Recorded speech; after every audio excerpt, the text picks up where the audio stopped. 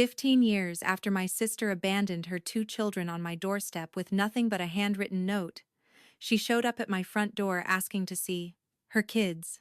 Not to apologize, not to explain, but to claim them. And what happened next was something she never saw coming. The night she left them, it was just past 8 p.m. I had come home from work expecting nothing more dramatic than reheated leftovers and a quiet evening. I worked in IT for an agricultural tech company near Fresno, California. My life was stable, predictable, safe. The kind of life you build carefully when you don't like surprises. But when I turned the corner down my apartment hallway, I saw two small figures standing outside my door. They weren't crying. They weren't knocking. They were just standing there, silent, exhausted, holding onto each other like the ground might disappear beneath them. At their feet was a single duffel bag. Tucked into the strap was a folded piece of paper. I recognized the handwriting before I even opened it. Sheila, I deserve to be happy. Don't try to find me. That was it. No instructions, no emergency contacts, no explanation for why her son and daughter were now staring at me like I was the only solid thing left in their world. I remember looking down the hallway, half expecting her to reappear, to say this was some kind of mistake. But the hallway was empty. And deep down, I knew this wasn't impulsive. This was planned, thought out, calculated. What I didn't know then was that this one sentence would pull me into courtrooms, financial strain, sleepless nights, and a 15-year journey that would redefine what family really means. And when she finally came back after the headlines, after the success, after the children she left behind had built lives she never helped create, she believed she could simply step back into a role she walked away from. If you think this is just another story about forgiveness, it isn't. Stay with me. Because what my nephew said to her that night still echoes in my mind, and it ended everything. My name is Sheila Phillips. I work in IT for an agricultural technology company just outside Fresno, California, and for most of my adult life, I believed stability was something you could build and protect if you worked hard enough. I'm telling you this story because 15 years ago, my idea of stability shattered in a single evening, and just when I thought the past was finally behind us, it came knocking on my front door again. If you've ever wondered whether blood truly defines family, or whether walking away can permanently cost someone the right to come back, then stay with me. Because what happened the night my sister returned is something I will never forget. But to understand that night, you need to understand the first one. It was an ordinary Tuesday, nothing dramatic, nothing cinematic. I remember being mildly annoyed about traffic on the way home and thinking about a software deployment I had scheduled for later that week. My life wasn't glamorous, but it was steady. I had a small apartment in Clovis, a manageable rent payment, predictable bills, and a quiet routine that suited me just fine. I didn't have children. I didn't have chaos. I had control. When I turned into my apartment complex parking lot that evening, I noticed nothing unusual. It was already dark. The hallway lights were buzzing faintly, like they always did. I walked toward my door, fishing in my purse for my keys. That's when I saw them. Two small figures standing directly in front of my apartment. They weren't playing. They weren't arguing. They were just standing there too still for children their age. For a split second, I thought I had the wrong floor. But then I recognized my nephew Travis's sneakers, and my niece Brandy's pink jacket, and my stomach dropped. They looked exhausted, not injured, not crying, just drained. Like they had been holding themselves together for hours and didn't know what would happen next. At their feet was a single duffel bag. Looped through one of the straps was a folded piece of paper.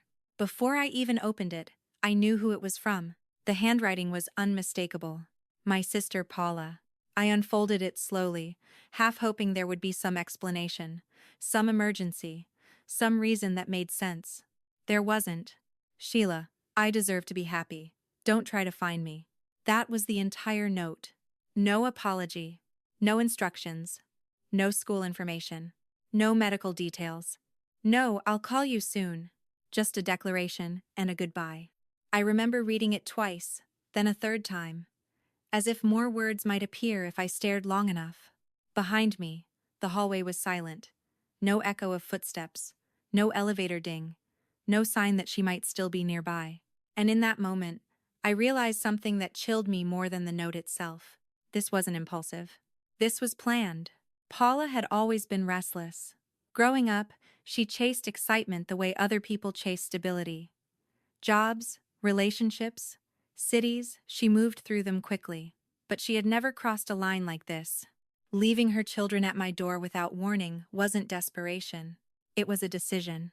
Travis shifted his weight and glanced down the hallway, like he expected his mother to reappear at any second and tell them this was all a misunderstanding. Brandy's hand clutched the strap of the duffel bag so tightly her knuckles were pale. That image is burned into my memory. Two children trying to be brave in a situation no child should ever have to process. I knelt down in front of them. "Hey," I said softly, even though my heart was pounding. "Why don't we go inside?" They didn't ask questions. They didn't protest. They just followed me in. That silence, that compliance told me more than tears would have. Inside my apartment, everything looked exactly the same as it had that morning. My couch, my laptop on the coffee table, the faint hum of the refrigerator. But the air felt different, heavier. I locked the door behind us. And with that click, my life divided into before and after. I made them something simple to eat. I poured water. I asked basic questions. When did they last eat? Were they feeling okay? Did they know where their mom was going? Their answers were vague. Paula had told them they were visiting Aunt Sheila for a while. She hadn't explained more than that. A while. Even then, something inside me knew this wasn't temporary. Later that night, after I settled them onto blankets in my living room, I sat alone at the kitchen table, staring at that note again. I deserve to be happy. 81. The sentence echoed in my head, as if happiness required disappearance. As if responsibility were optional. As if two children could be folded into a duffel bag and dropped at someone else's doorstep like a delivery. What I didn't know yet was how carefully she had orchestrated her exit. I didn't know about the bank account. I didn't know about Texas. I didn't know about the months of preparation that would soon come to light. All I knew was that two kids were asleep 10 feet away from me, and their entire world had just shifted without their consent. And whether I was ready or not, I had just become the only stable ground they had left. 15 years later, when my doorbell rang again and I saw Paula standing there older, worn, but unmistakably calculating, I realized something else. Some decisions don't fade with time. They grow. They harden. They define you. If you think this is a story about simple forgiveness, it isn't. If you think this ends the way she expected it to, it doesn't. Stay with me, because what happened when she tried to reclaim the life she walked away from changed all of us forever. The first night after Paula disappeared, I barely slept. I stayed on the couch, half awake, listening to every small sound in the apartment, as if I were suddenly responsible for guarding something fragile and irreplaceable. Around 2 in the morning, I heard soft movement. Travis was sitting upright on the makeshift bedding I had arranged for them, staring toward the door. Not crying, just listening, waiting. When he noticed I was awake, he quickly lay back down and pretended to sleep. That small act of pretending told me more than any tears could have. By morning, reality had settled in. This wasn't a misunderstanding. Paula wasn't coming back to explain. My phone had no missed calls, no texts, nothing. I made breakfast, simple, scrambled eggs and toast, and tried to keep my tone light, steady, normal.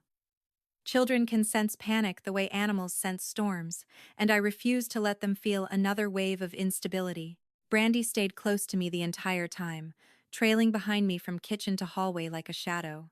Travis tried to act older than he was, offering to carry the duffel bag into the bedroom, as if that small gesture gave him some control over what was happening. After breakfast, I did what any responsible adult would do.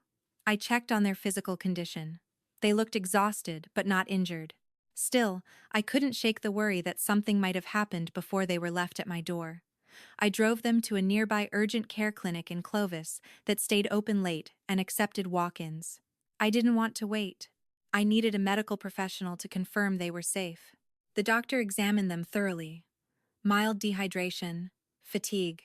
Nothing alarming. They just need rest, regular meals, and stability, she said gently, as if that last word carried more weight than the others. Stability. It sounded simple. It wasn't. When we got back to my apartment, I started thinking beyond the next meal, beyond the next night. What if Paula didn't return for weeks, months, ever? I had a full-time job. I had meetings, deadlines, a structured life built for one person. Suddenly, everything required recalculating. That afternoon, while the kids napped, I opened my banking app. There was an old joint account Paula and I still shared, something we had kept open from years back when we helped each other through a few family-related expenses. We hadn't used it regularly, but we both had access. When I logged in, my stomach dropped. Almost everything was gone.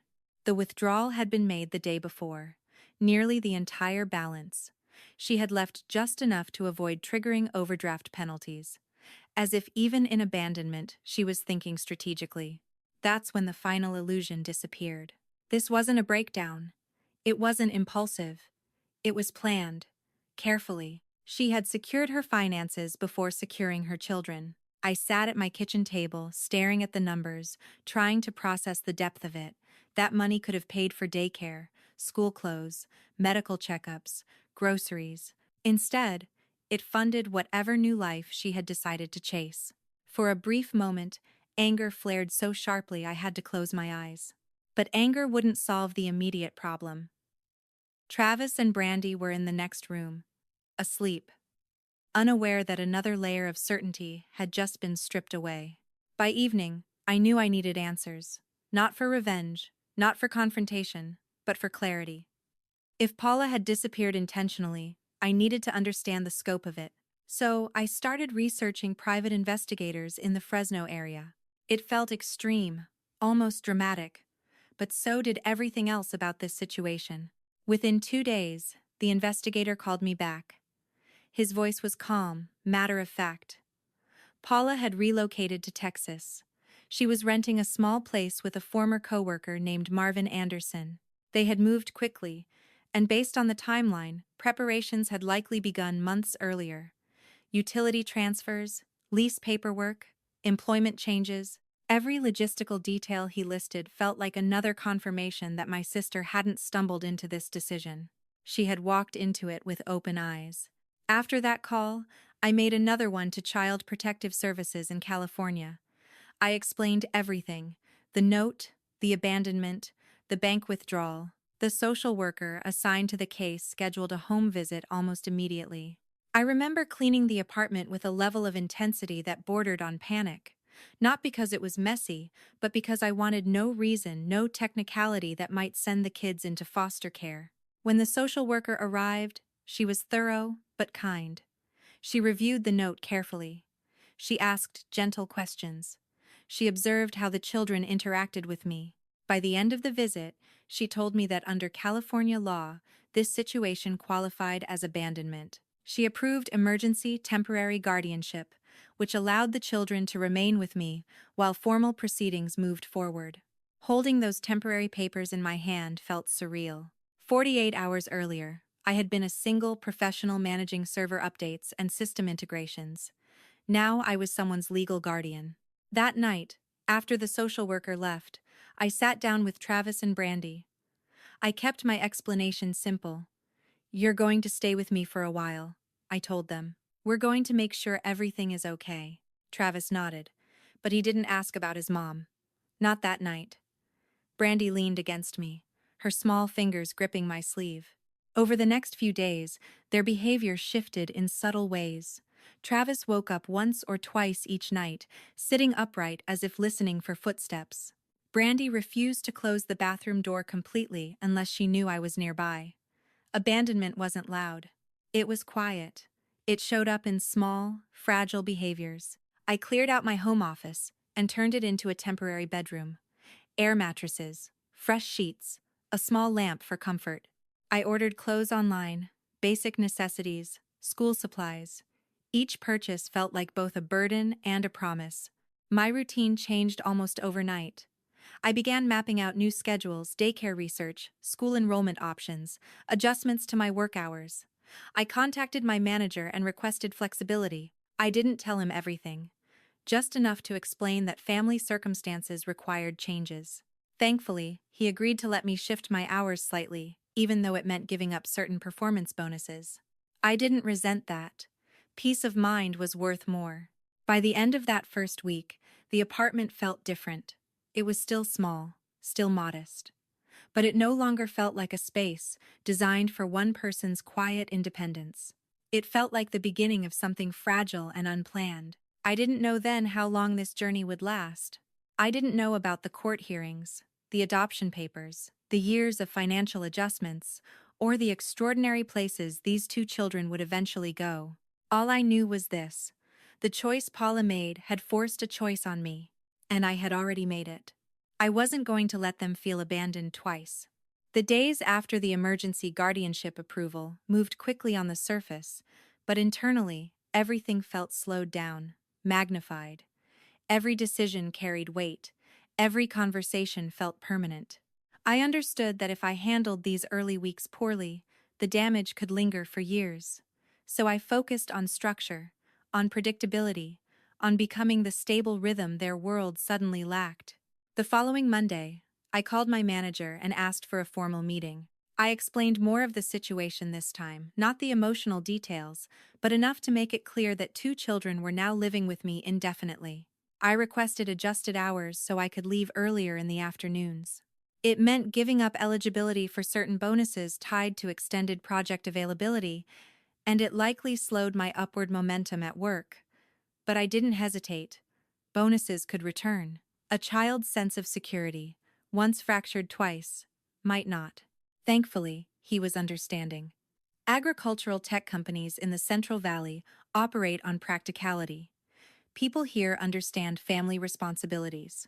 We worked out a schedule that allowed me to log in earlier and leave before daycare closing times once I secured placement.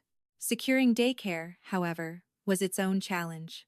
Full-time rates in the Fresno area were higher than I expected, especially for reputable centers. I spent evenings comparing spreadsheets, rent, utilities, groceries, insurance against my adjusted income. The numbers were tight, uncomfortably tight. I began identifying non-essential expenses almost clinically: streaming subscriptions, dining out, upgraded phone plans. Small comforts that had once made my independent life pleasant quietly disappeared from the budget.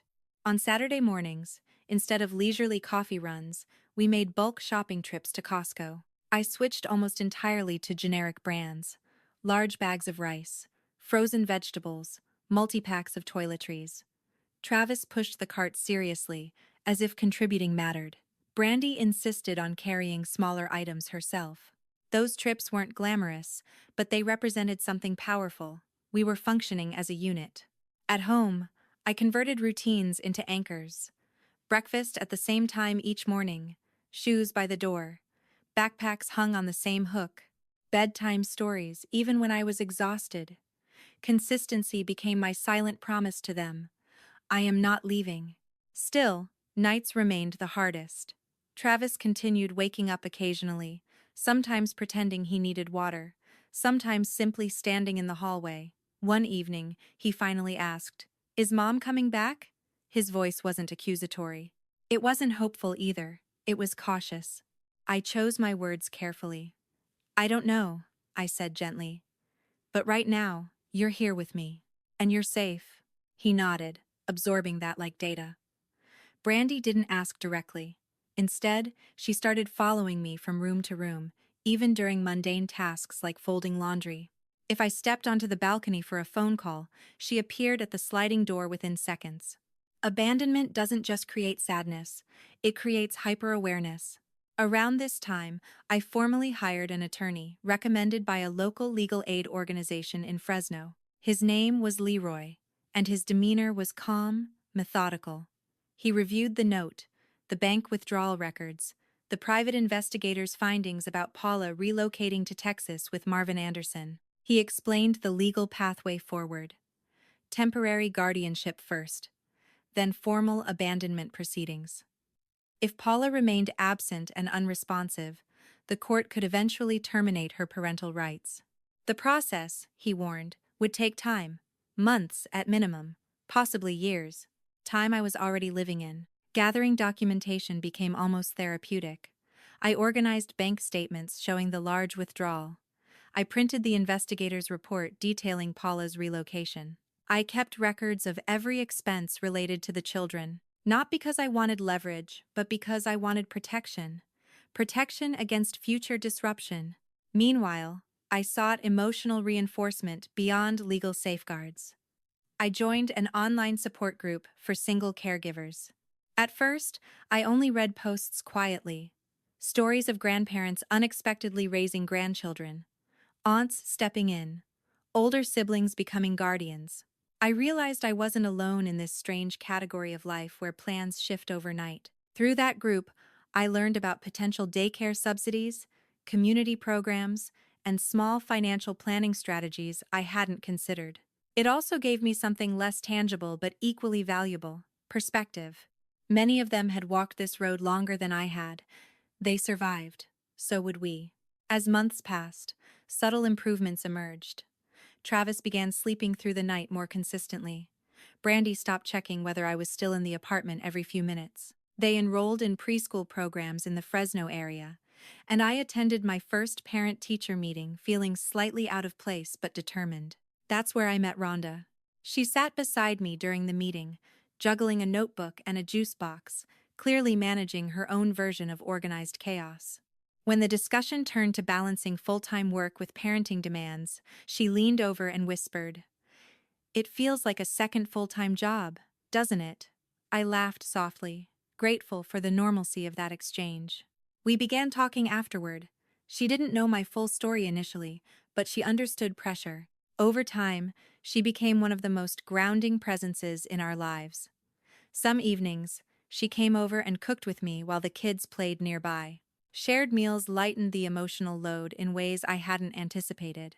About a year into the process, we attended the preliminary court hearing. Sitting in that courtroom felt surreal. The judge reviewed documentation and officially granted me temporary custody while the full abandonment case moved forward. Hearing it spoken aloud, acknowledged formally, brought both relief and anger. Relief that the children would remain with me, anger that such measures were necessary at all. Paula never appeared. She didn't contest, didn't inquire, didn't send support. Silence can be louder than conflict. By the second year, the legal process concluded. The court terminated her parental rights based on prolonged abandonment and lack of contact. Adoption papers followed. When I signed them, my hand trembled slightly, not from doubt, but from the magnitude of it. This was no longer temporary guardianship. This was permanence. We celebrated quietly that night. Pizza on the living room floor. Travis asked if that meant we were officially a family. I told him we already were, but now it was written down too. Life didn't become easier overnight. Financial strain persisted. I took on overtime shifts during weekends to build an emergency fund. I continued budgeting meticulously. But something had shifted internally. We weren't surviving uncertainty anymore. We were building stability. What I didn't know then was how far that stability would stretch in the years ahead. I didn't know about the innovations they would create, the recognition they would receive, or the headlines that would one day carry their names. And I certainly didn't know that 15 years after that first night, the doorbell would ring again. But by then, we would be ready. The first year after the adoption was finalized didn't feel triumphant. It felt steady. And steady, I learned, was far more powerful than dramatic. We didn't wake up the morning after signing the papers as a transformed family. There were no cinematic breakthroughs, no sudden erasure of what had happened. Instead, there was breakfast to make, bills to pay, school drop-offs to manage, and homework folders to check. Stability isn't loud, it's repetitive, and repetition, over time, builds trust.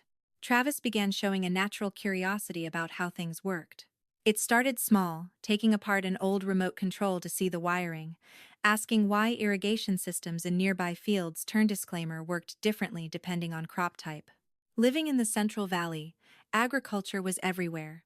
You couldn't drive 10 minutes without passing orchards or open fields. My work in agricultural technology often involved optimizing software systems for farm management tools, and sometimes I would bring home simplified explanations of what I was working on. Travis listened carefully. Not like a child half interested, but like someone filing information away for future use. Brandy's strengths showed up differently. She noticed patterns, colors, layouts. When Travis started experimenting with basic coding programs on a secondhand laptop I bought him, she stood behind him suggesting where buttons should go, how icons should look, how users might feel when they opened something. She was younger, but just as sharp. I didn't push them toward technology. I didn't need to. Curiosity grew naturally in a house where problem-solving was part of daily survival. As they entered their early teens, they joined a local 4-H club in Fresno. The program offered hands-on projects related to farming, robotics, and environmental innovation.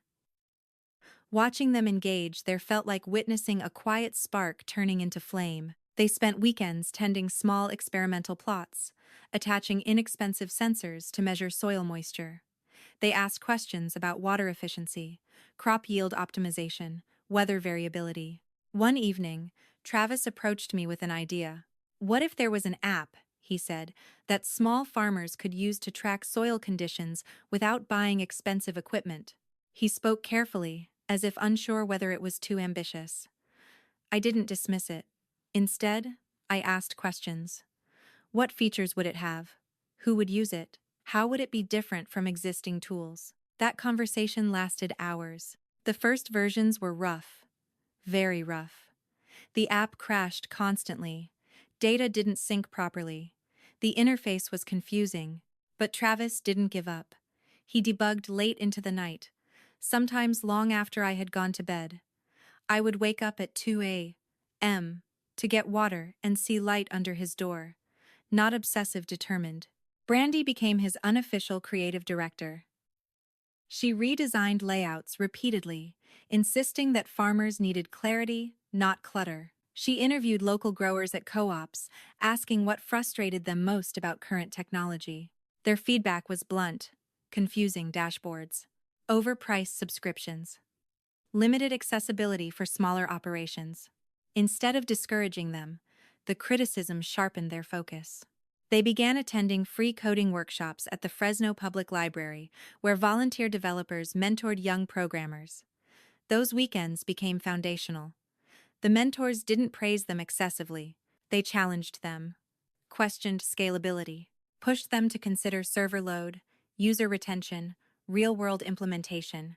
Growth came slowly, painfully sometimes. The first beta launch during Travis's first year of community college attracted only a few hundred users, mostly local farmers willing to test it out of curiosity. Some users deleted it within weeks. Others emailed long lists of suggestions. Travis read every message carefully. Brandy cataloged feedback into organized spreadsheets. They improved the irrigation prediction algorithm, simplified navigation, added weather integration. After several update cycles, user numbers crept into the thousands. No viral explosion, just gradual trust built through word of mouth within agricultural communities. Meanwhile, I continued working my IT job, supporting them quietly. I didn't fund everything. They applied for small grants, entered local innovation competitions, reinvested modest earnings from part-time jobs.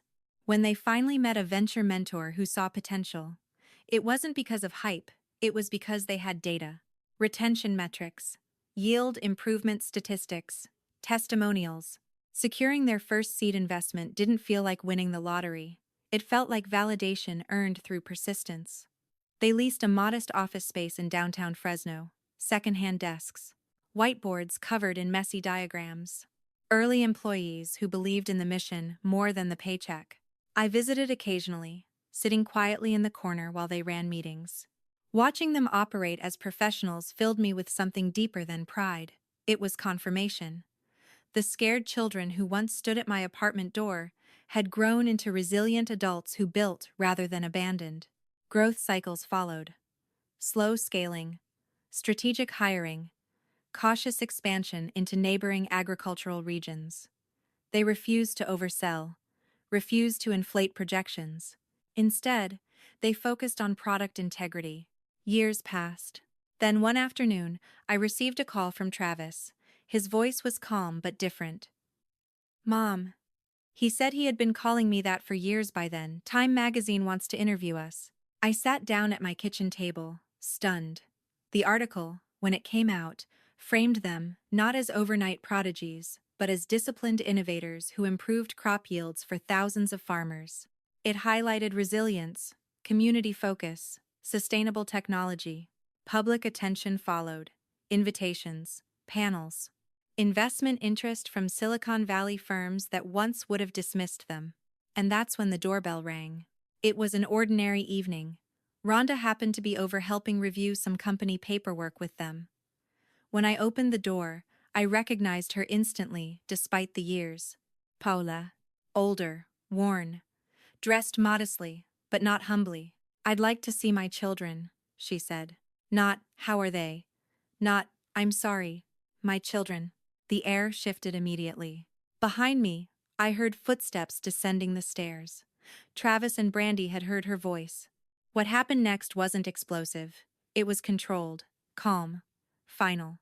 But that moment, the convergence of 15 years of absence and 15 years of growth, proved something I had come to understand deeply. You cannot disappear during the difficult chapters and expect a role in the triumph. And as she stood there, asking for something she had forfeited long ago, I realized we were no longer the vulnerable ones. We were steady. When I opened the door and saw Paula standing there, 15 years collapsed into a single breath. For a moment, I wasn't looking at the woman who had aged under a different sky in Texas. I was looking at the sister who once borrowed my sweaters without asking, who used to complain about small-town life, who said she was meant for something bigger. But the woman on my porch wasn't restless or ambitious anymore. She looked tired. Not fragile, just worn down by choices that hadn't delivered what she once imagined. She shifted her weight slightly, glancing past me into the house, as if she expected to be invited in without resistance. "I heard about the kids," she said. "I saw the article. I think it's time we talk." Her voice carried something rehearsed in it. Not desperation, not humility, just a careful balance between regret and entitlement. Behind me, I could hear the faint creak of the stairs. Travis and Brandy had heard her voice. They knew. I didn't move aside. I didn't raise my voice either. "What do you want, Paula?" "I want to see my children." The phrasing struck me immediately. Not the kids. Not Travis and Brandy. My children. As if possession had remained intact through absence. "You haven't seen them in 15 years, I said evenly. "You haven't called, you haven't written, you haven't contributed." She inhaled sharply, as if bracing herself. "I made mistakes. I was in a bad place. Marvin and I, things didn't work out. But I've had time to think. I've changed." Changed. The word hung there between us, hollow. In the years since she disappeared, I had imagined this moment more times than I cared to admit. I used to wonder if I would yell, if I would list every hardship, every sleepless night, every overtime shift, every spreadsheet recalculation to keep food on the table. But standing there, I didn't feel explosive anger. I felt clarity. "Paula," I said quietly, "the court terminated your parental rights. It's final." Her jaw tightened slightly. "That was years ago. People reconcile. Families fix things. Families fix things when there is effort on both sides." Before I could respond, Travis stepped into the hallway behind me. He wasn't a boy anymore. He stood tall, composed, shoulders squared in a way that made him look older than his years. Brandy stood just behind him, steady as ever. Paula's expression shifted when she saw them. For a split second, something genuine flickered in her eyes. Recognition, maybe even awe. They were no longer the frightened children she left on my doorstep. They were accomplished, confident adults. "Travis," she breathed. He didn't step forward. He didn't step back either. He simply looked at her for a long, measured moment and said, "Who are you?" The question wasn't shouted. It wasn't cruel. It was precise. Paula flinched. "It's me," she said quickly. "I'm your mother." Brandy's voice followed, calm but firm. "Our mother died 15 years ago." We had discussed that sentence years earlier, not as revenge, not as bitterness, but as emotional protection. If the day ever came when Paula tried to rewrite history, they would define their own narrative. The silence that followed was heavy, but controlled. There was no chaos, no dramatic outburst, just boundaries. Paula tried again. I was young. I felt trapped. I thought I deserved happiness. I didn't understand the consequences. I almost laughed at that, not out of humor, but disbelief. Consequences are rarely invisible. They are simply inconvenient. You withdrew every dollar from our joint account before you left, I said steadily. You secured housing in Texas. You made arrangements. That wasn't confusion. That was planning. She didn't deny it. Instead, she shifted strategies. I've struggled. I've worked dead-end jobs. I've been alone. I thought about them every day. Travis's voice remained level. Thinking about us and showing up are two different things. There it was. The distinction that defined everything. Paula looked at me again, searching for softness. Maybe hoping I would mediate. Maybe believing that shared history would override documented reality. But I wasn't the uncertain woman from that apartment hallway 15 years ago. I wasn't reacting from shock or anger anymore. I was standing on years of consistency. On court rulings, on adoption papers signed and sealed, on bedtime stories and grocery budgets and science fair projects and startup prototypes. You forfeited your rights legally, I reminded her, and more importantly, you forfeited trust. She swallowed. Can't we at least talk? Just privately? Brandy stepped forward this time. We've built a life. We're not missing anything. The statement wasn't boastful. It was factual. I could see the realization settling in Paula's expression. She had come expecting one of two outcomes, either dramatic rejection she could frame as cruelty or emotional vulnerability she could step into. What she hadn't anticipated was calm finality. Rhonda, who had quietly moved closer during the exchange, placed a steady hand on my shoulder. A small gesture. Grounding. Paula's voice softened slightly. I just thought, maybe now that they're successful, we could start over. An effort. There it was. The unspoken truth, finally brushing the surface. Success had made us visible. Visibility had drawn her back. Starting over requires starting, Travis said gently. You stopped. The porch light cast long shadows across the walkway. Neighbors' windows remained closed. The world outside continued normally, unaware that an entire chapter was closing quietly on that doorstep. After another few seconds of strained silence, Paula exhaled slowly. The fight left her posture. Not in surrender exactly, but in recognition. I guess I thought blood mattered, she said. It does, I replied, but presence matters more. She nodded faintly, as if absorbing that truth too late. Then she turned. No dramatic exit, no shouting, no threats. Just footsteps fading into the evening air. I closed the door gently. Inside, the house felt still. Not tense, not shaken. Just steady. Travis let out a slow breath. Brandy reached for my hand. We stood there for a moment. 3 people connected, not by obligation, but by choice. 15 years earlier, she believed walking away would give her freedom. She didn't understand that freedom without responsibility eventually circles back as isolation. And as we moved back into the living room that night, I felt something I hadn't expected. Not triumph, not bitterness, just confirmation. We had built something she could no longer claim, and it was enough. After Paula walked away from my porch that night, the house didn't erupt into conversation the way you might expect. There was no immediate breakdown, no dramatic collapse into tears. Instead, there was a kind of quiet recalibration. We stood in the living room for a moment, almost as if we were confirming to one another that what had just happened was real and that we were still steady. Travis was the first to speak. Are you okay? He asked me. That question alone told me everything about who he had become. 15 years earlier, he had stood in my apartment hallway listening for footsteps that never came. Now he was checking on me. I'm okay, I said honestly. And I was. Not because her return didn't stir anything, but because it didn't destabilize us. Brandy moved closer and wrapped her arms around me without saying a word.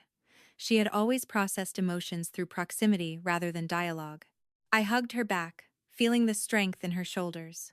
She wasn't the small child who once followed me from room to room anymore. We sat down together and talked not about Paula in detail, but about boundaries, about the fact that her appearance didn't change anything legally or emotionally. I reminded them that the court's decision years ago had permanently terminated her parental rights. There was no loophole, no hidden clause.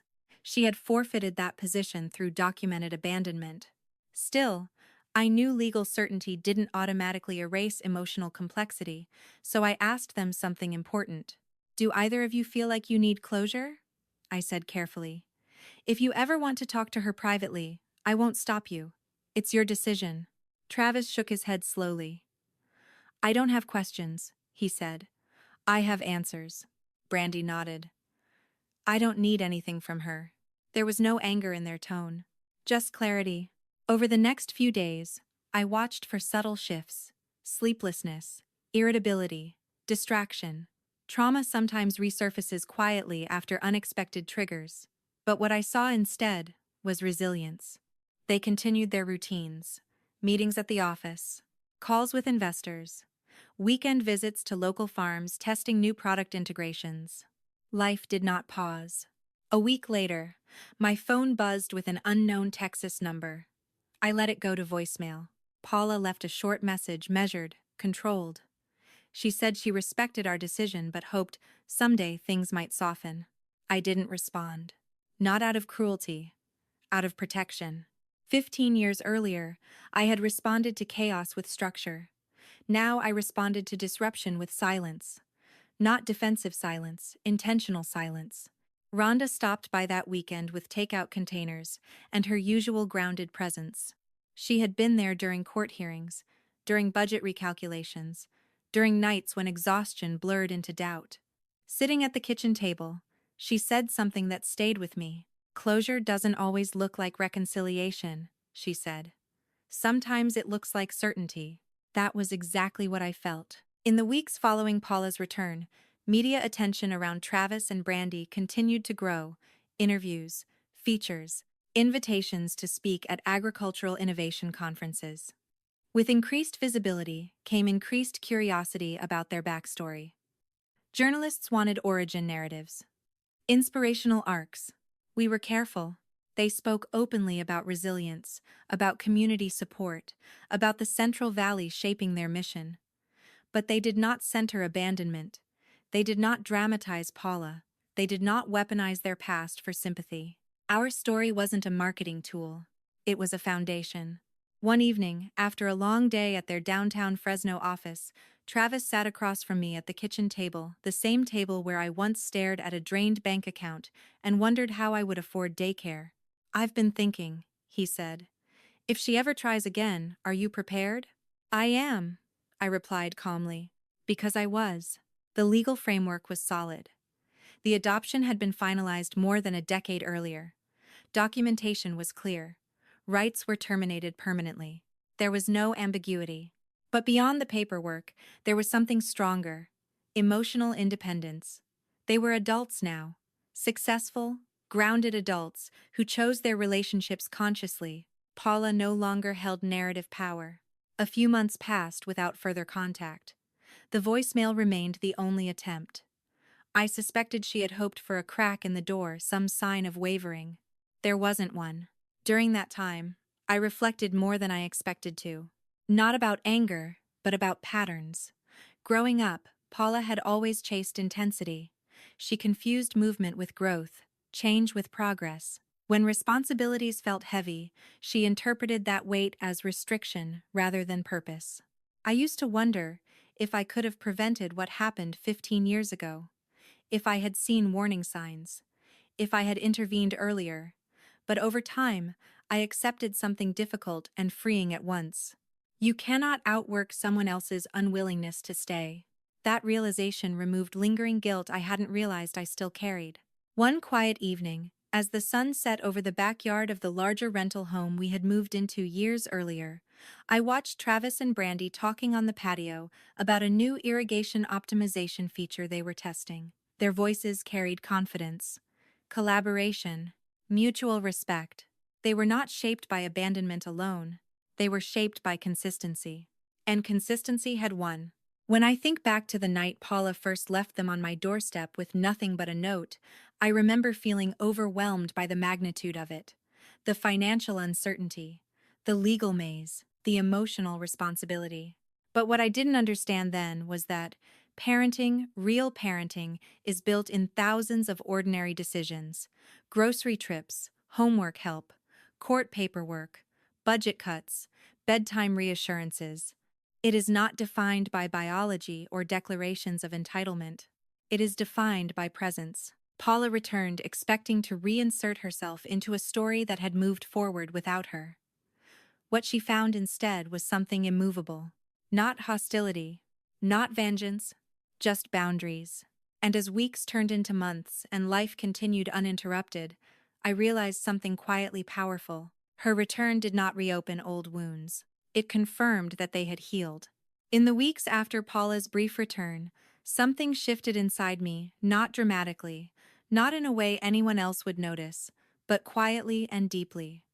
For years, my life had been structured around preparation: preparing for legal hearings, preparing for financial strain, preparing for emotional questions from two children trying to make sense of something that never made sense. Even after the adoption was finalized, part of me remained alert, as if expecting unfinished business to knock again.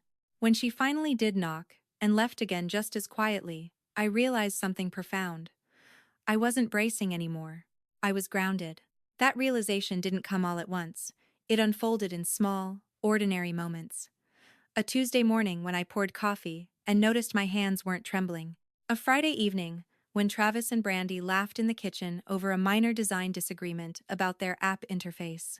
A Sunday afternoon when we sat in the backyard of our rental home outside Clovis, sunlight stretching across the lawn, and everything felt stable. 15 years earlier, stability had been something I tried to protect for myself. Now it was something we had built together. A few days after Paula's visit, I scheduled a brief meeting with our attorney, Leroy. Not because I feared immediate action from her, but because I wanted to reaffirm the legal foundation we had relied on for so long. Sitting across from him in his Fresno office, I explained what had happened.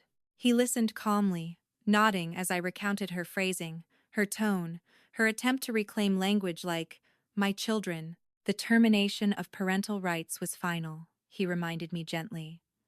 There is no legal pathway for reversal after this length of time, especially without consistent contact or support.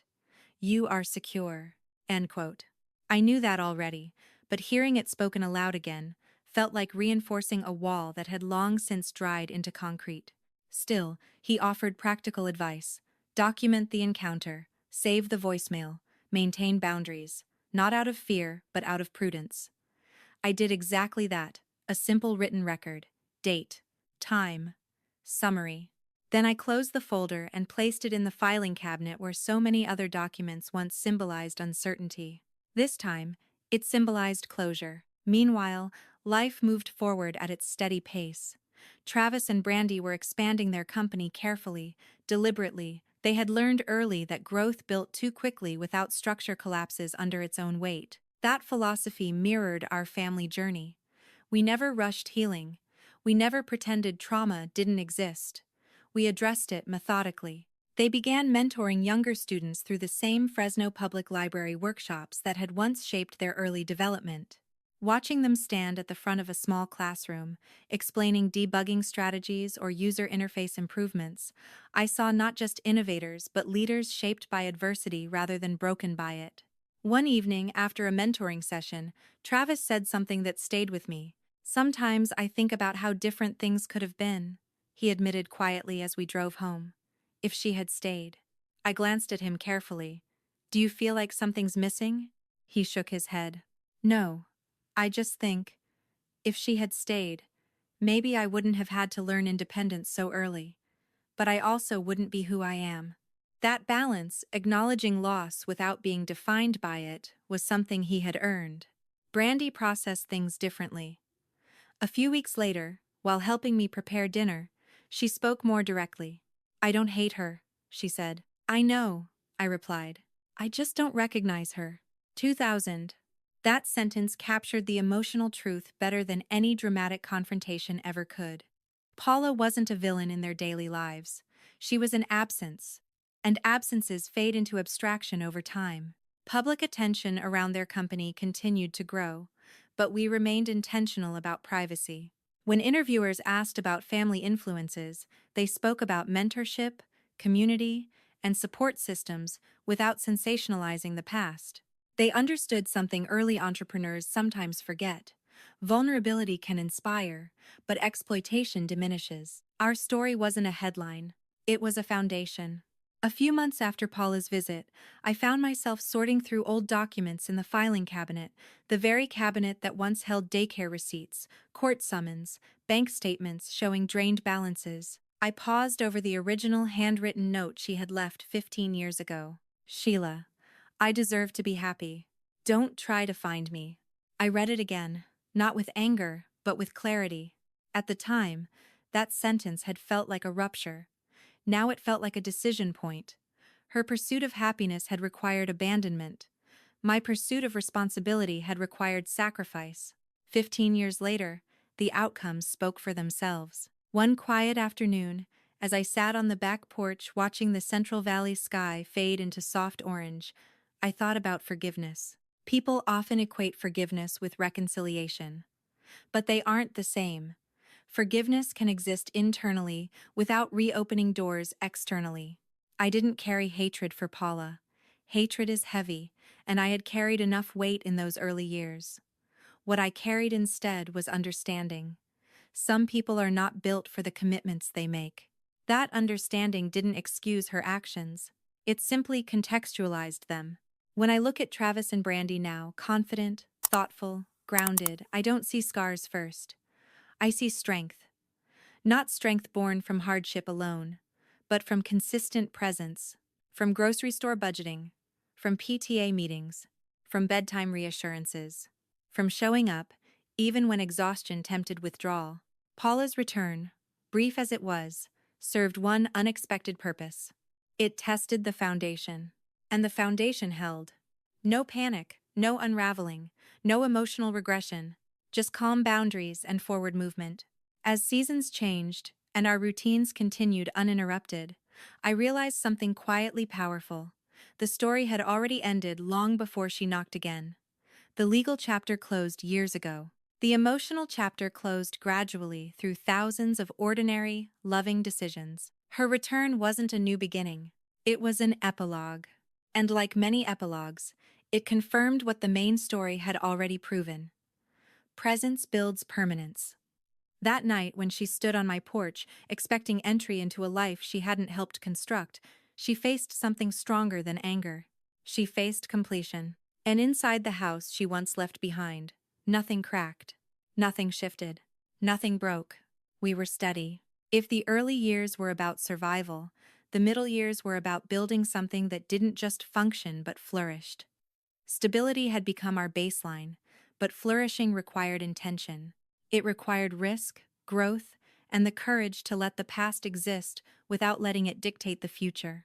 By the time Travis entered his late teens, the apartment that once felt cramped with air mattresses had long been replaced by a modest rental house on the outskirts of Clovis. It wasn't extravagant, but it had what mattered: separate bedrooms, a small backyard, and enough space for privacy and possibility. Signing that lease years earlier had felt symbolic, like we were no longer just adapting, but committing to a shared future.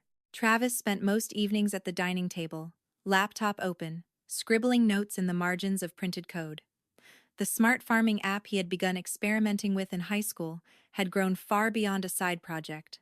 It was becoming a system, a solution, something tangible. Brandy sat across from him most nights, reviewing layout sketches and user feedback, adjusting color schemes, refining navigation flows. Their collaboration was natural, almost unspoken. Where Travis thought in logic and structure, Brandy thought in experience and clarity. The early versions of their platform had been unstable, frequent crashes, delayed data syncing, inefficient processing. I remember nights when frustration hung heavy in the room. Travis would lean back in his chair, rub his eyes, and mutter that maybe the mentors were right, maybe scaling something meaningful would take longer than he imagined. And every time, he returned to the keyboard. Brandy would quietly slide a cup of tea toward him or point out a small interface improvement that had worked well. They didn't compete. They reinforced. They continued attending workshops at the Fresno Public Library, where experienced developers volunteered their time to mentor young creators. Those sessions were rigorous. The mentors didn't indulge optimism without evidence. They pushed Travis to refine server architecture, to consider long-term scalability, to test systems under simulated stress. They challenged Brandy to simplify complex dashboards and remove unnecessary visual clutter. Growth didn't arrive in viral headlines. It arrived in incremental updates. The first beta launch during Travis's first year of community college attracted only a few hundred users, mostly local farmers, curious about a low-cost tool that promised soil tracking and irrigation predictions. Feedback trickled in slowly. Some praised the concept but criticized usability. Others pointed out missing features. A few questioned whether two young developers truly understood agricultural realities. Instead of discouraging them, the skepticism sharpened their focus. They visited farms personally, listening to concerns. They observed how irrigation systems functioned in real time. They asked growers what frustrated them most about existing platforms. It wasn't just about coding anymore, it was about empathy, about building something that served rather than impressed. User numbers climbed gradually from hundreds to thousands through word of mouth at co-ops and agricultural forums. Retention improved as features stabilized. Irrigation prediction tools became more accurate after multiple algorithm revisions. The interface grew cleaner, more intuitive, thanks largely to Brandy's insistence on simplicity. When a venture capital mentor from Silicon Valley was introduced to them through a regional innovation event, he didn't offer instant funding. He offered scrutiny. Months of it. He requested detailed data user retention metrics, field results, crop yield comparisons before and after implementation. Travis and Brandy compiled everything meticulously. They interviewed users, documented case studies, revised their pitch dozens of times. When the seed investment finally came, it wasn't dramatic, it was measured, modest, even. But it was enough. They leased a small office in downtown Fresno, close enough to home that the commute didn't disrupt our routines. The space wasn't glamorous secondhand desks, mismatched chairs, whiteboards covered in layered diagrams. But it was theirs, a physical manifestation of years of persistence. I visited often, sitting quietly during team meetings. Watching them hire their first employees carefully, cautiously filled me with something that went beyond pride. It was validation, not of success alone, but of the foundation that made success sustainable. The company grew in cycles. Small expansions into neighboring agricultural regions. Hiring specialists in data analytics and infrastructure management. Revising cost structures to remain accessible to smaller farms rather than chasing only large corporate contracts. They remained grounded in purpose. Then came broader recognition. A feature in a national publication framed them not as overnight prodigies but as disciplined innovators, improving agricultural efficiency for thousands of growers. The article emphasized resilience, long-term commitment, and community focus. It mentioned their beginnings briefly, but without sensationalism. Reading it, I felt a quiet stillness settle inside me. The children who once arrived at my door with a single duffel bag had built something extraordinary, not through miracle. Not through luck, but through consistency, the same quality that had carried us through court hearings and grocery budgeting years earlier. Public attention increased after that article. Invitations to speak at conferences. Panels discussing sustainable agriculture and technology equity. Yet through all of it, their internal rhythm remained unchanged. Morning stand-up meetings, product reviews, field testing trips, family dinners at home. Success didn't distort us. It clarified us. One evening, after a long day at the office, Travis leaned back in his chair at the kitchen table and said something that lingered. "You know," he said, "if she hadn't left, maybe we wouldn't have had to grow up so fast." He wasn't bitter, just reflective. "Maybe," I replied, "but you didn't grow up alone." He smiled slightly. No, we didn't, Brandy added quietly. We learned what staying looks like. That sentence stayed with me. Staying. Showing up. Rebuilding. Slowly. When people later asked me how it felt to watch them achieve so much, I often struggled to answer. It wasn't a single emotion. It was layered relief, gratitude, awe, and something deeper. Completion. Not because success erased the past, but because it proved the past didn't define our ceiling. And though none of us said it aloud, we all understood something quietly powerful. If Paula ever resurfaced, she would not find the vulnerable children she left behind. She would find a family forged by perseverance. She would find adults who knew exactly who had stayed and who had not. And by the time that knock eventually came, years later, we were no longer waiting for anything. We were building forward. Success, when it finally arrived in a way the world could see, did not feel like fireworks. It felt like validation of thousands of invisible hours. The venture funding allowed Travis and Brandy to leave their part-time jobs and focus fully on expanding their smart farming platform. They hired their first small team, carefully chosen people who believed in the mission rather than just the paycheck. The office in downtown Fresno slowly transformed from a scrappy startup space into something more structured. Whiteboards were replaced with proper planning software. Folding tables gave way to real desks. The company name began appearing at agricultural conferences beyond California. But what impressed me most was not the scaling. It was the discipline. They refused to oversell projections. They declined partnerships that required compromising affordability for small farmers.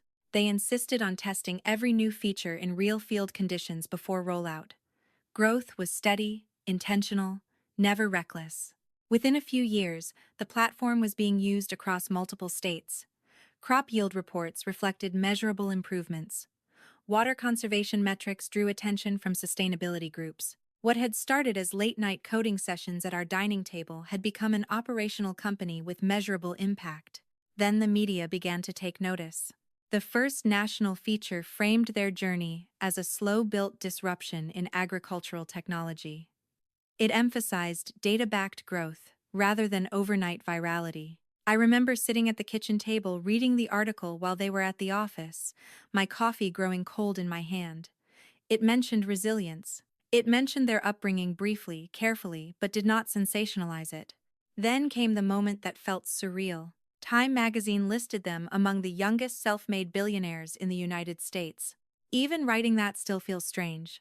The valuation came after multiple funding rounds and expanded market penetration. The number itself was almost abstract. What mattered more to them was user retention and farmer satisfaction metrics. But headlines rarely focus on nuance, they focus on scale. Our quiet life suddenly felt less private. Invitations poured in. Television interviews. Speaking engagements. Industry awards. Their inboxes filled with congratulations and with inquiries from people we hadn't heard from in years. Visibility changes the temperature of a room. Through all of it, we remained grounded in routine. Sunday dinners, backyard conversations, quiet evenings without cameras. We made a deliberate choice not to let recognition distort identity. But public success has a way of echoing farther than you expect. One evening, as the three of us sat in the living room, reviewing a draft of a speech Travis had been invited to give at a national agriculture summit, the doorbell rang. It wasn't late. The sky was just beginning to darken. Rhonda was over, helping organize some documents related to the company's charitable initiatives. Nothing about the moment suggested disruption. Until I opened the door. Paula stood there. She looked older than her years. Not fragile, but weathered. Her clothes were clean but worn. Her posture carried a tension I recognized immediately. The tension of someone uncertain whether they would be welcomed or rejected. I saw the article, she said quietly. About the kids. The kids. Not her children this time. Not yet. I felt a strange stillness settle over me. 15 years collapsed into a single breath. What do you want, Paula? I asked. She swallowed. I'd like to talk. To see them. Behind me, I could hear movement on the stairs. Travis and Brandy had heard her voice. When they stepped into view, the air shifted. Paula's eyes widened slightly. Whatever image she had carried of them had frozen at childhood. What stood before her now were composed, confident adults. She attempted a smile. "You've grown." Travis looked at her steadily. There was no anger in his face, just assessment. "Who are you?" he asked calmly. The question landed harder than any accusation. Paula blinked. "I'm your mother." End quote. Brandy stepped forward beside him, her voice even but firm. "Our mother died 15 years ago." We had discussed that phrase years earlier, not out of cruelty, but as emotional clarity. If this moment ever came, they would define it on their terms. Paula's composure wavered. "I made mistakes," she said. "I was young. I didn't understand what I was walking away from." I held her gaze. "You withdrew the joint account funds before you left. You arranged housing in Texas. You planned. As..." She didn't deny it. "I thought I deserved happiness," she murmured. "And we deserve stability," Travis replied. There was no shouting, no dramatic confrontation, just facts spoken plainly. She tried again, shifting tone. "I've struggled. Things didn't work out with Marvin. I've had years to think. Years. Years without a single call. Without a birthday card. Without financial support. Without inquiry." Brandy's voice remained steady. "Thinking about us and being there are different things." Paula looked at me then, perhaps hoping for mediation. For softness.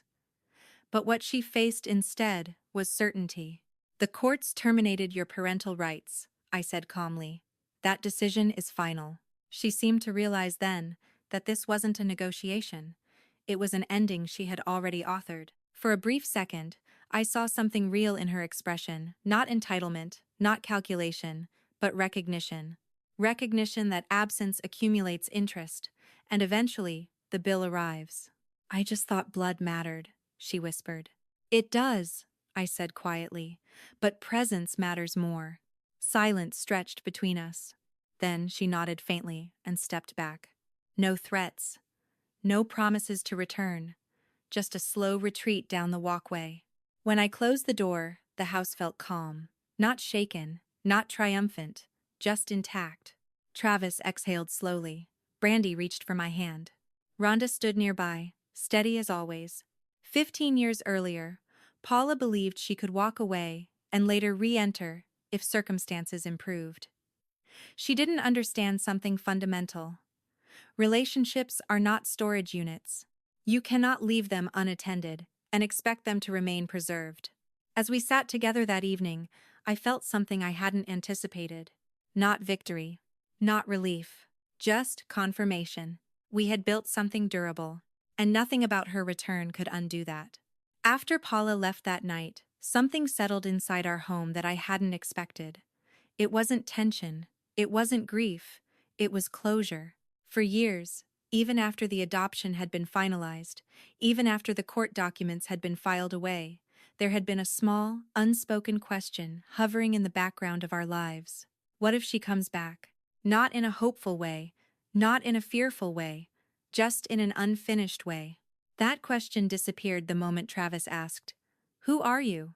And Brandy followed with, "Our mother died 15 years ago." They didn't say those words to wound her. They said them to define themselves. In the days that followed, life continued almost surprisingly normally. Travis had investor calls to manage. Brandy was overseeing a user experience update for their newest software expansion. I still had my role in agricultural tech, though by now I worked reduced hours by choice rather than necessity. Stability had become not just our defense, but our identity. One evening, about a week later, Travis knocked lightly on my bedroom door. He didn't do that often anymore. He was an adult with his own routines, but something in his posture told me this wasn't casual. "Can we talk?" he asked. We sat at the edge of the bed, the hallway light filtering softly through the doorway. "I've been thinking about what she said," he began carefully. "About deserving happiness." I waited. "Do you think she ever regrets it?" he asked. It wasn't an angry question. It wasn't even emotional. It was analytical, almost philosophical. "I think she probably regrets the outcome," I said honestly. "But regret and responsibility aren't the same thing." He nodded slowly. "I don't hate her. I know. I just don't feel anything. And that, more than anger, told me he was healed. Brandy processed things differently. A few days later, she joined me in the kitchen while I was chopping vegetables for dinner. She looked smaller than I imagined, she said quietly. Smaller. Less certain. That observation stayed with me. Children often imagine absent parents as larger-than-life figures, either villains or heroes. Seeing Paula reduced to an ordinary, aging woman had collapsed that myth for her. I don't need anything from her, Brandy added after a moment. But I'm glad I saw her. It makes the story complete. Complete. That word echoed in my mind, long after she left the kitchen. Publicly, the company continued to grow. Their platform expanded internationally. Agricultural cooperatives in multiple countries adopted their system. The numbers behind their valuation rose steadily. Interviews became more frequent, panels more prestigious. But at home, we remained anchored to simple rituals: Sunday dinners, backyard conversations, occasional movie nights where business talk was banned. Success had changed our scale, but it hadn't changed our center. About a month after Paula's visit, I received another voicemail from an unfamiliar number. This time, it wasn't Paula. It was Marvin Anderson. His voice sounded hesitant. He said he had seen the news coverage and wanted to clear up misunderstandings. I didn't return the call, not because I feared what he would say, but because I understood something essential. Not every explanation deserves a response. Years earlier, when Paula left, I had briefly wondered whether Marvin had influenced her decision, whether she had been manipulated or persuaded. But those questions no longer mattered. Influence does not erase accountability. I deleted the voicemail.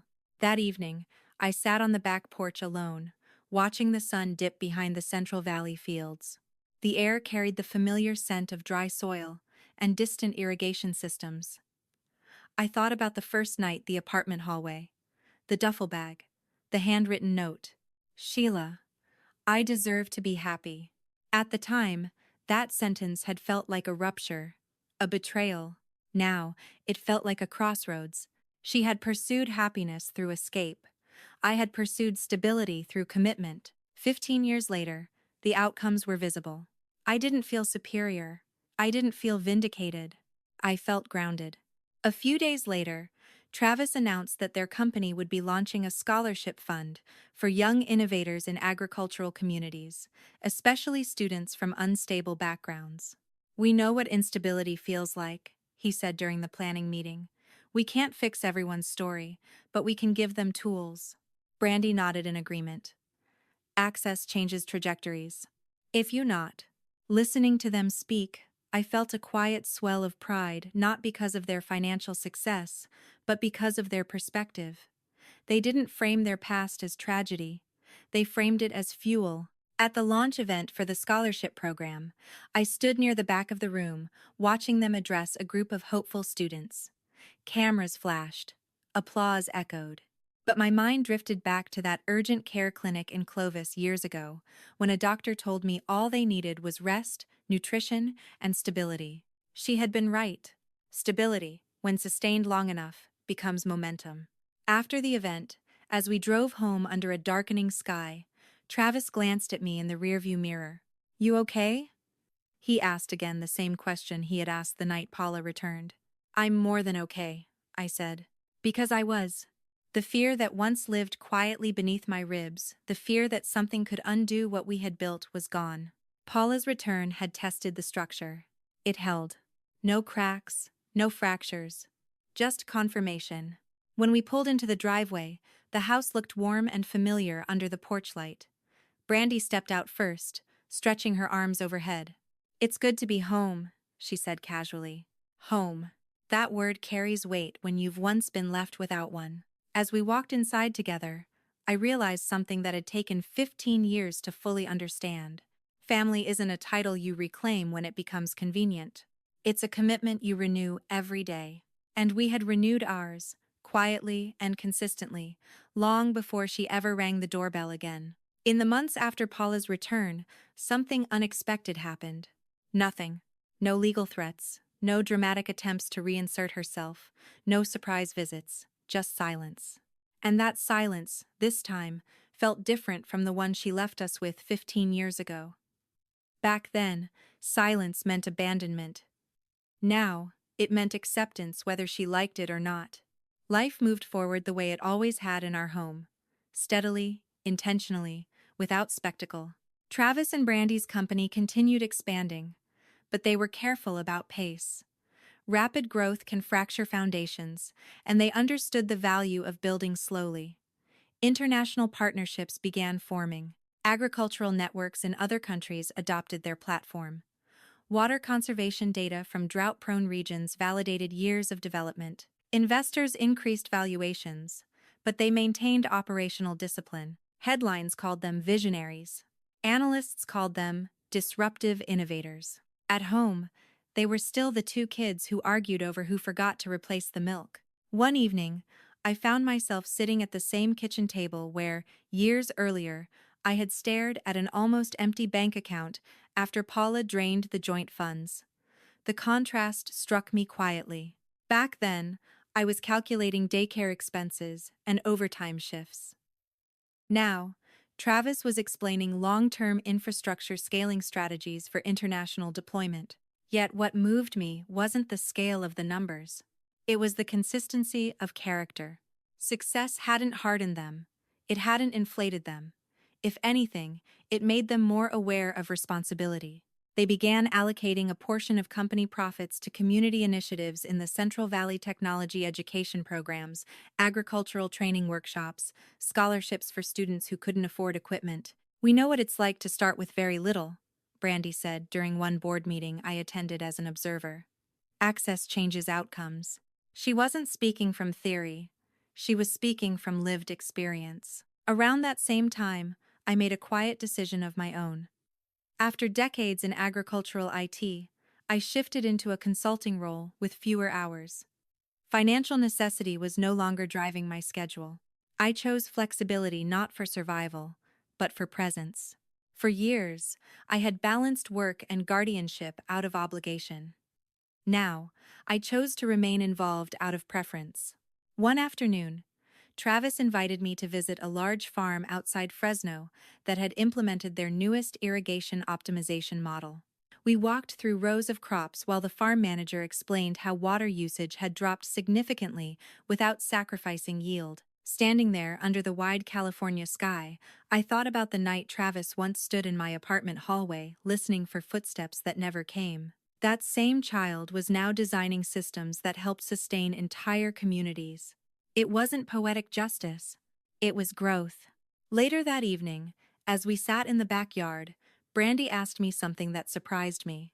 "Do you ever wonder what would have happened if she hadn't left?" I didn't answer immediately. It's a question parents of any kind face imagining alternate timelines. "Sometimes," I admitted, "but I don't dwell there." "Why not?" she asked. "Because the life we built isn't an accident," I said. "It's the result of choices. Hard ones." She nodded thoughtfully. "I don't think we would have built this if things were easy." Her words weren't resentful, they were reflective. It would be easy to frame our story as triumph over betrayal, but that oversimplifies it. The truth is quieter. What defined us wasn't her leaving, it was our staying. A few weeks later, a package arrived in the mail addressed to Travis and Brandy. No return address. Inside was a short, handwritten note. "I see what you've become. I hope someday you understand." No signature was necessary. I watched as Travis read it, then handed it to Brandy. There was no visible reaction beyond a slight tightening of his jaw. "What do you want to do with it?" I asked gently. He folded it once, then twice. "Nothing." He placed it back in the envelope and set it aside. That was the end of it. No dramatic confrontation, no attempt at reconciliation, no public statement, just quiet dismissal. And in that quiet, I realized something profound. Her words no longer held power. Not because we had erased the past, but because we had outgrown it. Time has a way of shrinking old shadows.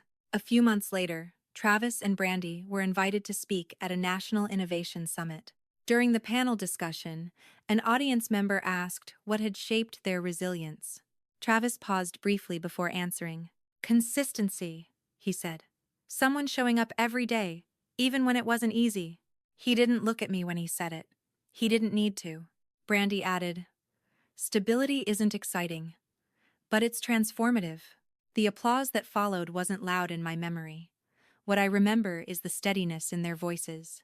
Driving home that night, I felt a sense of closure deeper than anything that had come from Paula's return. Her brief reappearance had once felt like a test. Now it felt like a footnote. 15 years earlier, I had feared the unknown, feared legal uncertainty, feared financial collapse, feared emotional damage that might never fully heal. Now, I saw clearly what those years had built. Not just success, but resilience. Not just a company, but character. Not just security, but certainty. Back at home, as I locked the front door that evening, I paused for a moment in the entryway, the same threshold where Paula had once stood asking to reclaim something she had relinquished. The house felt warm, quiet, alive with the ordinary sounds of a family at ease. Some people believe closure requires confrontation. But sometimes, closure is simply this: continuing forward without looking back. And as I turned off the lights and headed upstairs, I understood something fully for the first time. She didn't lose her place in our lives the night she left. She lost it every day she didn't return. And by the time she finally did, we no longer needed the space she had once occupied. As the years continued unfolding, our life no longer revolved around what had been lost. It revolved around what was being built. And what Travis and Brandy were building had started to take on a life far beyond our backyard conversations and dining table brainstorms. Their company, once just an idea stitched together through trial and error, had matured into something structured and respected. What impressed investors wasn't just innovation, it was discipline. They weren't chasing headlines. They were solving problems. Farmers across multiple states were now relying on their platform to monitor soil conditions, optimize irrigation schedules, and predict yield fluctuations with more accuracy than ever before. Water conservation reports began citing their technology as a contributing factor in reducing waste during drought seasons. I remember visiting their downtown Fresno office one afternoon and noticing something subtle but powerful. The early whiteboards filled with chaotic arrows and rushed ideas had been replaced with detailed roadmaps and long-term projections. There was still energy in the room, but it was refined, intentional, focused. They had hired specialists, data engineers, field analysts, sustainability consultants, but they never lost the habit of listening directly to farmers. Travis still spent time in the fields. Brandy still reviewed user interface updates personally before deployment. They didn't detach from the foundation that built them. Recognition followed naturally. Industry panels, agricultural innovation awards, features in national business magazines. Eventually, valuation numbers crossed into territory that made headlines unavoidable. When financial analysts began labeling them among the youngest self-made billionaires in the country, I had to sit down. The number felt unreal, abstract. Almost detached from the reality, I remembered the cramped apartment hallway, the duffel bag, the handwritten note. But wealth hadn't rewritten their character. If anything, it had sharpened their sense of responsibility. They established community outreach initiatives in the Central Valley, funding programs for under-resourced schools interested in STEM education. They launched a mentorship network for young entrepreneurs from unstable family backgrounds. It wasn't charity for publicity. It was infrastructure for opportunity. One evening, as we sat together reviewing plans for a scholarship expansion, I found myself studying their expressions. There was a calm confidence in both of them, a steadiness that hadn't existed in their childhood years. "Do you ever think about how different everything could have been?" I asked quietly. Travis leaned back in his chair. "Different doesn't mean better," he said. "Just different." Brandy nodded. "We didn't get an easy start. But we got something solid." Solid. That word felt heavier than any financial milestone. Public attention continued to grow.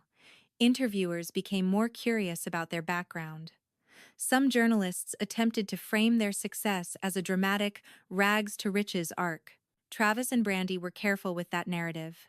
They acknowledged hardship without glorifying it. They spoke about resilience without exploiting vulnerability. "Our story isn't about abandonment," Travis once said during a televised interview. It's about consistency. He didn't elaborate further. He didn't need to.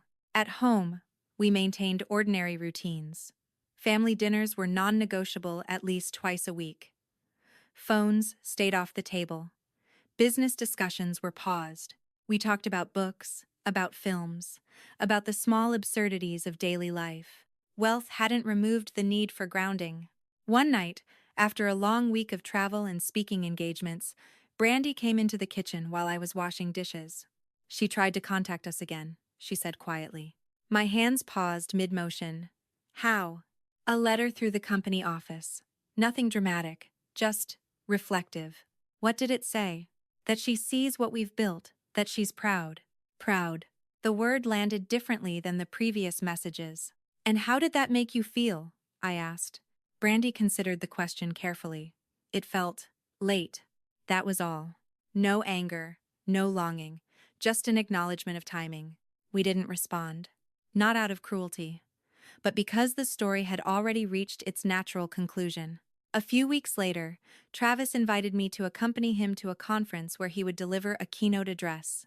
As he stood on stage under bright lights, discussing sustainable agricultural technology and long-term planning, I found myself drifting back to an entirely different scene: the urgent care clinic in Clovis, the doctor explaining dehydration and fatigue, the fragile uncertainty of those early days.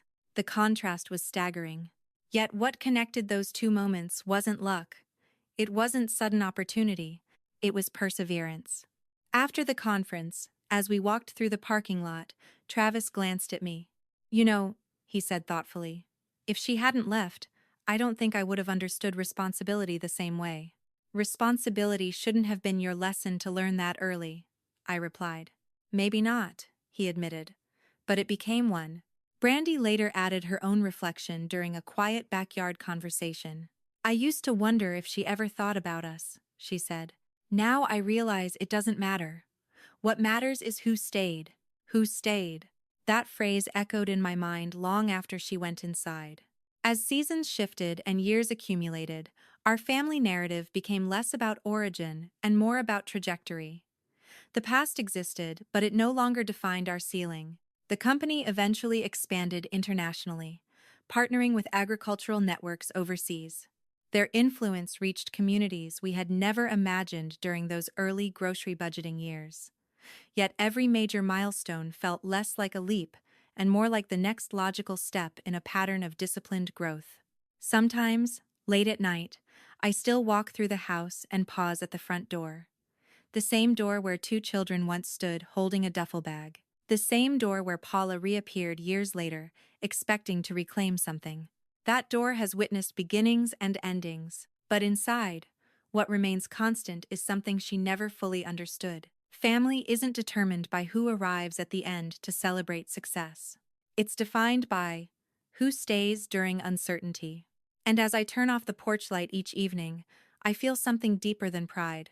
I feel peace, not because the story was dramatic, but because it was consistent. And consistency, over time, builds something even abandonment cannot undo. By the time their company expanded beyond state lines and into international markets, the headlines had grown louder than any of us were comfortable with. Financial analysts debated projections on television. Business podcasts dissected their growth model. Reporters began using phrases like industry-shifting innovation and historic valuation milestones. The numbers attached to their names no longer felt abstract to the public. To me, though, the numbers were never the most important part. What mattered was the way they carried themselves through it. With visibility came scrutiny. Articles started digging into their personal histories, attempting to draw dramatic arcs from abandonment to achievement. A few journalists tried to contact extended relatives. One even hinted at the mysterious biological mother angle in a speculative blog post. We quickly learned that success doesn't just amplify accomplishments, it amplifies curiosity. Travis and Brandy handled it with remarkable restraint. They didn't deny their past, but they refused to let it become a spectacle. During interviews, they redirected focus to agricultural sustainability, to rural technology access, to the farmers who trusted their platform. When asked about resilience, Travis would simply say, Consistency matters more than circumstance, Brandy often added. What you build daily shapes you more than what happens once. If you want problems, they had learned early that identity is an ode to the loudest narrative. Behind the scenes, growth remained methodical. Their team expanded cautiously. New departments formed data compliance, international logistics, research, and development. They invested heavily in long-term infrastructure rather than flashy acquisitions. Some investors pushed for faster expansion, but Travis resisted. If it can't sustain 5 years from now, we don't build it, he would say in board meetings. That philosophy wasn't accidental. It mirrored the way we built our family. Around this time, I transitioned fully into a consultant role and eventually stepped back from regular IT work altogether. Financial pressure had long since faded, but stepping back wasn't about comfort, it was about presence. I wanted to be available for milestones, for quiet dinners, for the kind of moments that don't make press releases but matter more than any headline. One afternoon, while reviewing plans for an international partnership, Brandy paused and looked at me thoughtfully. "Do you ever feel like this isn't real?" she asked. "What part?" I smiled. "Any of it." I understood what she meant. The journey from an apartment hallway to global partnerships was vast. Sometimes success feels like something happening to you rather than something you built. "It's real," I said gently, "because you built it slowly." She nodded, as if grounding herself in that reminder. Not long after, a formal invitation arrived for them to be honored at a National Innovation Summit in Washington. It wasn't political, it was industry-focused, celebrating advancements in sustainable technology. The event was carefully structured, compliant with every guideline, respectful of boundaries. But its scale signaled something undeniable. Their influence had moved beyond regional recognition. As they stood on that stage, accepting an award for innovation in agricultural sustainability, I felt the full weight of 15 years settle in my chest. Not as nostalgia, not as triumph, but as perspective. The children who once woke up at night, listening for footsteps, had become leaders others looked to for guidance. Later that evening, after the formalities ended, we returned to the hotel lobby and sat quietly away from the crowd. Travis loosened his tie. Brandy kicked off her heels. "Do you think she saw this?" Travis asked suddenly. The question hung in the air. "Probably," I answered honestly. He nodded once. "I don't know what I'd say if she reached out again." "You don't owe her a speech," I said. He smiled faintly. "I know." Brandy leaned back against the couch. "If she does reach out, I hope it's for her, not for us." That distinction was important. Reconciliation pursued for self-interest isn't reconciliation. It's relief-seeking. Weeks passed. Then months. No new contact came. The absence of her voice no longer felt like a void. It felt like equilibrium. Meanwhile, their company crossed another valuation milestone, one that officially placed them in the category that made headlines unavoidable. Analysts began using the term billion-dollar enterprise. Commentators labeled them among the youngest self-made billionaires in the country. The word billionaire felt surreal. It conjured images of excess, of detachment. But their daily lives remained surprisingly ordinary. They still argued over minor product details. They still forgot to replace the milk occasionally. They still showed up to Sunday dinners without entourage or spectacle. We celebrated milestones quietly. A backyard barbecue with close friends. A handwritten note I left on the kitchen table that simply said, "Proud of you." Not proud of the valuation. Proud of the integrity. Around that time, they established a foundation focused on providing technology grants to rural schools and startup mentorship for young entrepreneurs from unstable family backgrounds. They didn't publicize it heavily. They structured it carefully. "Access is the difference between potential and possibility," Brandy said during the planning meeting. Listening to her, I thought back to the day I joined that online caregiver support group years earlier, desperate for budgeting advice and reassurance.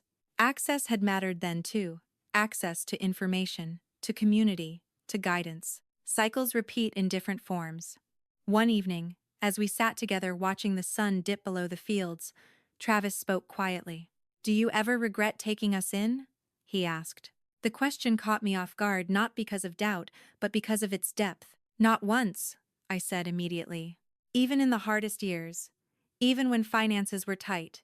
Even when exhaustion blurred into frustration. Not once. He nodded, absorbing that. I used to think about that night, he admitted. Standing outside your door. I remember thinking, if she doesn't open it, I don't know what happens next. I swallowed slowly.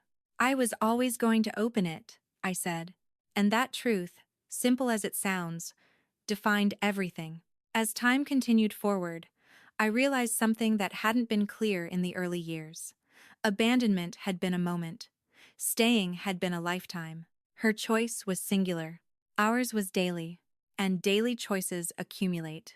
Now, when I pass the front door, the same door where she once left a note, the same door where she later stood asking to reclaim a role, I don't feel anger. I don't feel sadness. I feel certainty. Because the story that began in uncertainty was written not by the one who left, but by the ones who stayed. And that story, built patiently over 15 years, didn't just withstand scrutiny. It flourished. By the time their company crossed into international markets, the world began telling our story in ways that felt larger than life. Headlines framed it as a dramatic arc from abandoned children to tech pioneers transforming agriculture. Analysts debated their valuation. Business podcasts dissected their growth strategy. Investors praised their restraint. The phrase youngest self-made billionaires began appearing in articles more frequently than I was comfortable with. But inside our home, life still moved in quiet rhythms. Sunday dinners, late-night tea, conversations that had nothing to do with metrics or markets. It was in those ordinary moments that I often reflected on the journey, not the flashy parts, but the invisible ones.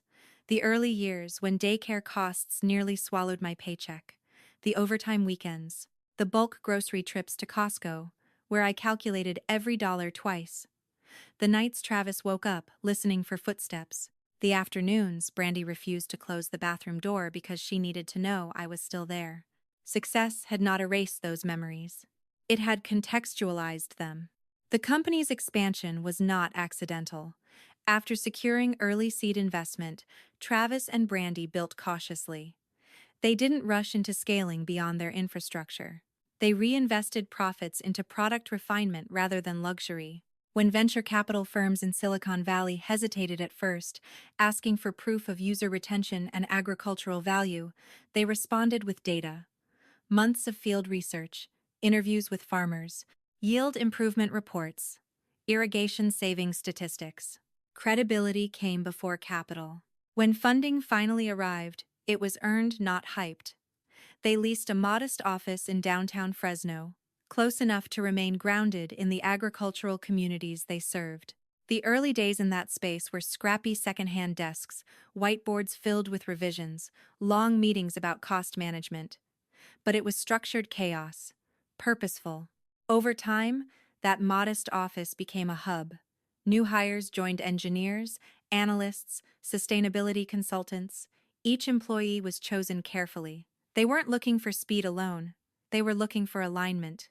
Watching them lead reminded me of something I had learned long ago. Resilience teaches patience. Then came the moment that changed the scale of everything. A major agricultural network adopted their platform across multiple regions. The user base surged, not overnight, but steadily enough to shift national conversation. Water conservation reports highlighted measurable improvements tied to their technology. Environmental groups cited their irrigation optimization model as a case study. And then, one morning, Time magazine released a feature that framed their work as a slow-built disruption reshaping agricultural sustainability. The article didn't sensationalize abandonment.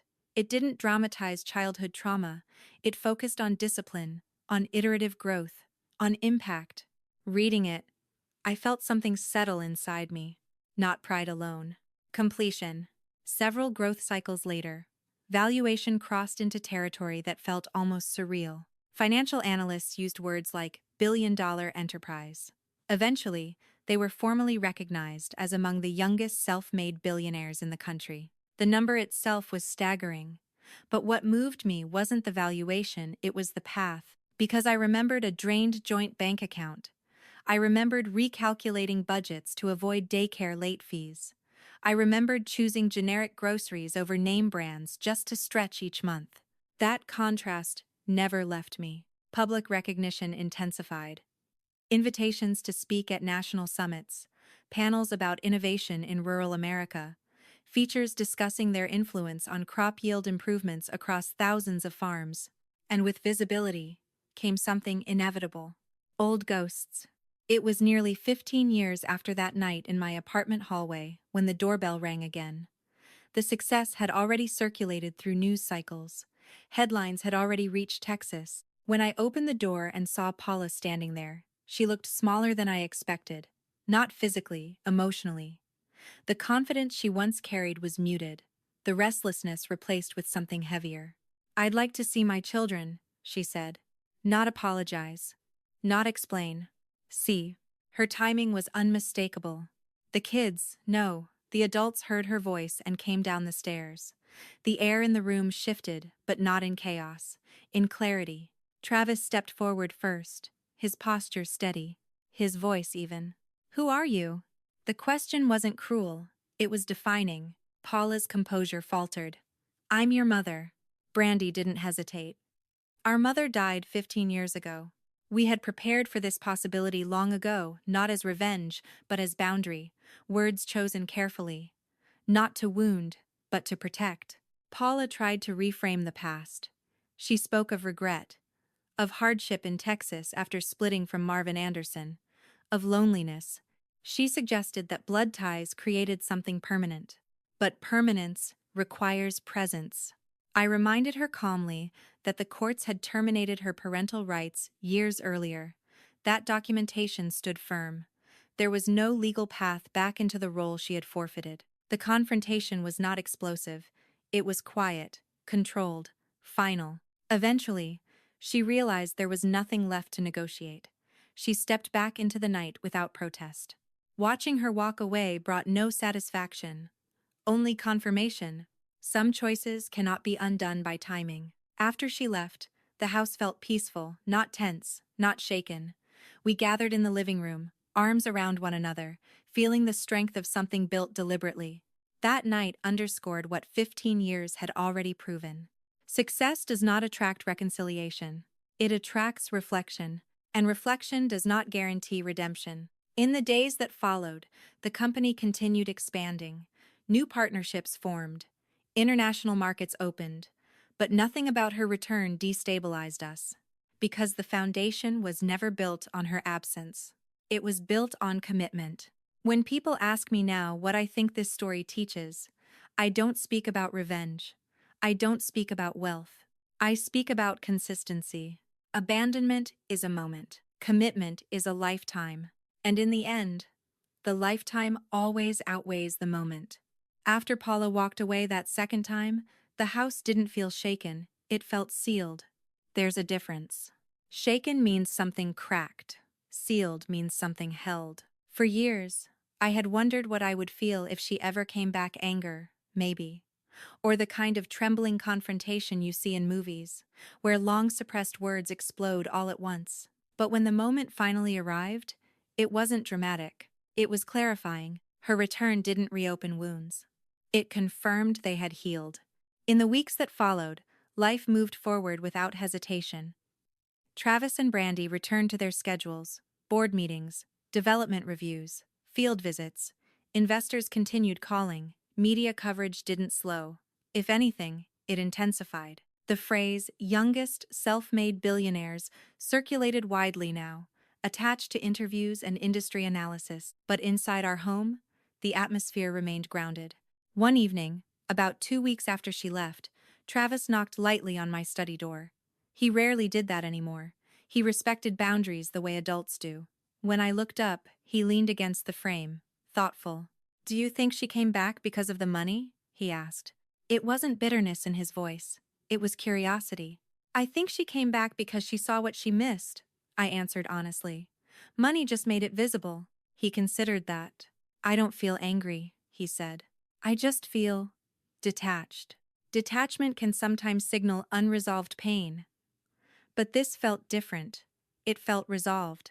That's okay, I told him. You don't owe anyone a particular emotion. Later that night, Brandy joined me in the kitchen while I was cleaning up after dinner. She looked like she expected something, she said quietly. She did. Forgiveness? Access, I replied. Brandy nodded slowly. She doesn't understand that forgiveness doesn't mean restoration. It's added arisation morsidus. That insight struck me. 15 years earlier, Brandy had been a child clinging to my sleeve. Now she articulated emotional boundaries, with clarity many adults never reach. Publicly, speculation about their personal story continued. Some outlets tried to dig deeper into the abandonment angle, hoping for dramatic statements. Travis and Brandy declined those invitations. They refused to monetize trauma. Instead, they redirected conversations toward agricultural sustainability, water efficiency, and rural innovation. Our story isn't about revenge, Travis said during one interview. It's about showing up. That line resonated widely, but most people didn't know how literal it was. One quiet Sunday afternoon, we sat together in the backyard, the same yard where years earlier we celebrated the adoption finalization with pizza on folding chairs. The house was larger now, the company global, the finances secure. But the feeling was the same. Steady. I found myself thinking about that first note again. Sheila, I deserve to be happy. Don't try to find me.